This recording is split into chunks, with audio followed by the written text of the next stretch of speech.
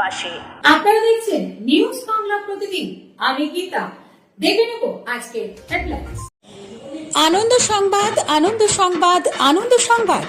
গত বছরের মতো এ বছরেও নিউজ বাংলা প্রতিদিন আয়োজন করতে চলেছে শারদ সম্মান 2025। পশ্চিমবাংলার সমগ্র জেলা জুড়ে চলবে এই শারদ সম্মান 2025-এর কর্মকাণ্ড। নিউজ বাংলা প্রতিদিনের সাথে মিডিয়া পার্টনার হিসাবে থাকছে এই কর্মকাণ্ডে prime time Bangla, news Hooghly এবং সংবাদ শিরোনামে। পশ্চিমবঙ্গের সমগ্র জেলাগুলির পূজা কমিটি নিউজ বাংলা প্রতিদিন আয়োজিত শারদ সম্মান 2025 এই কর্মকাণ্ডে অংশগ্রহণ করতে ইচ্ছুক থাকলে যোগাযোগ করুন এই নম্বরে। আমাদের হোয়াটসঅ্যাপ নম্বর 9339703166 এবং আমাদের ফোন নম্বর 9339703166। পশ্চিম বাংলার সমগ্র দুর্গাপূজা কমিটিগুলিকে জানাই নিউজ বাংলা প্রতিদিনের এই কর্মকাণ্ডে সাদর আমন্ত্রণ। জয় মা দুর্গেশ্বরী।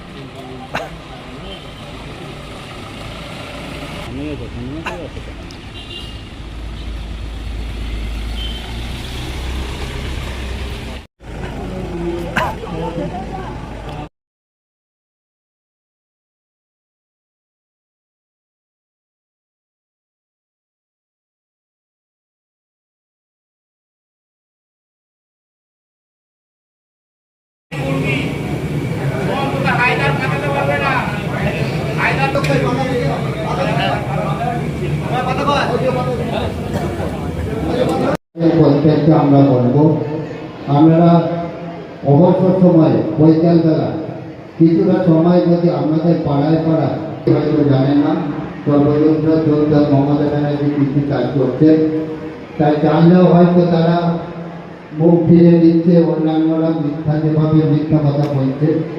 তাই আপনাদেরকে বলবো, আপনারা যারা এসেছেন শুধু এখানে এলেন, সম্মেলনে এলেন, আমাদের কথা শুনলেন, এ করলে চলবে না।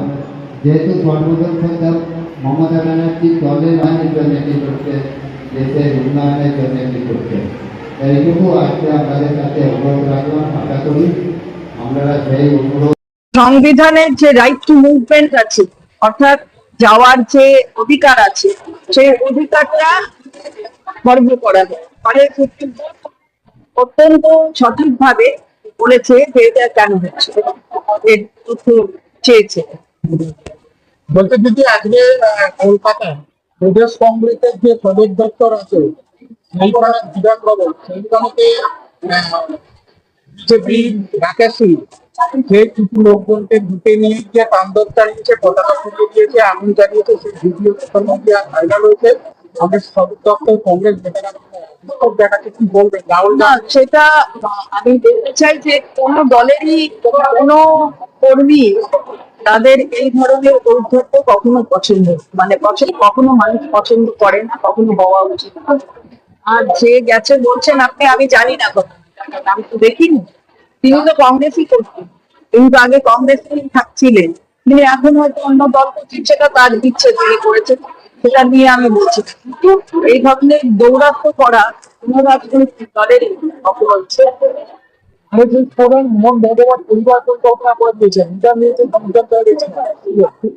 বলেছেন উনি ওনার কথা বলেছেন, আমি জানি না, আমি এই নিয়ে বলছি না। এসআইআর নিয়ে তো অবশ্যই রাজনীতি, কারণ এই যে ভোটার বাদ দিয়েছে বিহারে, আপনারা দেখেছেন যে 65 লক্ষ ভোটার বাদ। তো আপনি যখন নাম লেখাতে যান, মানে ভোটার লিস্টে নাম তুলতে যান, আপনাকে লিখিত তথ্য দিতে হয়। এবার আপনার ভোটার লিস্টের নাম রইল, তারপরে তাকে কেটে দিচ্ছে। তো কেটে কি পেন্সিল দিয়ে উৎকট করে কেটে দেওয়া যায়, নাকি তাকে কেটে দিতে হলে তাকেও একটা শুনানি দিতে হয়? সেই শুনানিতে কেউ দিচ্ছে না, কেন কাটছে, কি জন্যে কাটছে? ফলে স্বাভাবিকভাবে এগুলো রাজনৈতিক শিকার হতে হচ্ছে সাধারণ মানুষকে, আর নিরপেক্ষ সংস্থাকে তার উপরে করায়ত্ত করবার যে ভিন্ন প্রচেষ্টা বারে বারে আমরা দেখি। সব নিরপেক্ষ সংস্থাকে নিজেদের এখতিয়ারের মধ্যে নিয়ে আসতে চায় কেন্দ্রের সরকার, তারা তার তীব্র বিরোধিতা। বলতে কি ড্রাগ কন্ট্রোলের পরীক্ষায় আবারও 151টি ওষুধ নমুনার যে পরীক্ষা হয় পরীক্ষাতে কি বলবেন ব্যাপার নিয়ে কিছু রাত ঘন্টার কাজ করছে, বেটি বসে কাছে থেকে ওরা চিহ্নিত করছে।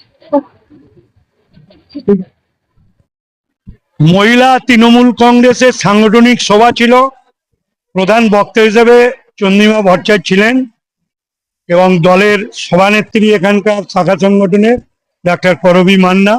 মূলত এ রাজ্যের মাননীয় মুখ্যমন্ত্রীর উন্নয়ন প্রকল্পগুলো মানুষের কাছে পৌঁছে দেয়া প্রচারের উদ্দেশ্যে এবং নরেন্দ্র মোদী সরকার এ রাজ্যের 100 দিনের কাজের টাকা, রাস্তার টাকা, বাড়ির টাকা, বিভিন্ন খাতের টাকা, 15 ফিনান্সের টাকা, RIDF এর টাকা তারা বন্ধ করে দেওয়ার জন্য এবং বাঙালিদের ওপর যে অত্যাচার সারা ভারতবর্ষ জুড়ে বিজেপি শাসিত রাজ্যগুলো শুরু হয়েছে তার বিরুদ্ধে প্রতিবাদ জানাতে এবং মহিলাদের তারা বাড়ি বাড়ি এই প্রচার করার জন্যই আজকে এই সভা। এবং সভায় স্বতঃস্ফূর্তভাবে আমাদের মহিলা নেত্রীরা আরামবাগ সাব ডিভিশনের এবং আরামবাগ সাংগঠনিক জেলার আমাদের ব্লক এবং অঞ্চল টাউন সকল নেতৃবৃন্দরা মহিলারা এসেছিলেন এবং মহিলারা আগামী দিন তারা ঝাঁপিয়ে পড়বে এ রাজ্যের মুখ্যমন্ত্রীর উন্নয়ন প্রকল্পগুলোকে তুলে ধরা এবং নরেন্দ্র মোদীর এই বাংলা বিরোধী কর্মসূচি নেওয়ার জন্য। দেখুন ওরা ভোটের সময় আসে, ভোট পাকি, আবার ভোট মিটে গেলে আবার চলে যায়।